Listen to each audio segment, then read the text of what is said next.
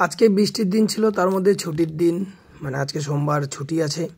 তো যাই হোক, আজকে দেখলাম ছেলে সকালবেলা পড়াশোনা করে উঠে বেশ অনেকক্ষণ ধরে মোবাইল দেখছে। তো মোবাইল থেকে বিরত রাখার এর থেকে ভালো উপায় আর পেলাম না।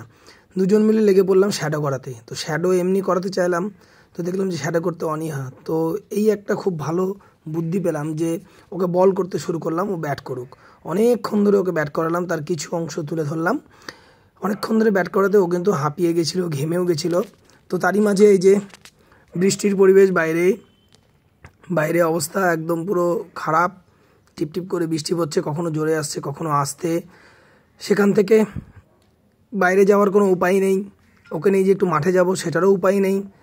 অতএব ঘুরিয়ে পেরে এই একটা সুন্দর সুযোগ যে ওকে বাড়িতেই একটু শ্যাডো করিয়ে নিলাম। তো আমার ম্যাডাম আবার আমাকেও একটু ভিডিওতে নিল, ভালোই লাগছে অনেক দিন পর এইভাবে বসে ঘরের মধ্যে খেলতে। তো এরপর আবার আমার ছেলের আবদারে আমাকে ব্যাট করতে নামতে হলো। তো পায়ে একটু ব্যথা ছিল বলে প্রথমে হাঁটুগেরি করছিলাম, কিন্তু জনগণের চাহিদা যে আমাকে নাকি এক পায়ে ব্যাট করতে হবে। তো আমার ম্যাডাম বললো যে ব্যাট করতে হবে, তো ওইভাবেই করো রমেশের মতন করে। তো আমিও চেষ্টা করলাম কিছুটা, খুব একটা খারাপ হলো না। তো অনেকটাই ওকে দেখাতে পারলাম যে কিভাবে দূর থেকে ব্যাট করলেও বলটাকে নিচে নামিয়ে রাখা যায়।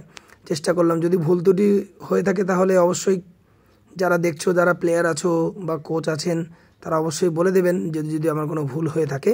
তো এইভাবেই আজকে এই সুন্দর দিনটা কাটালাম।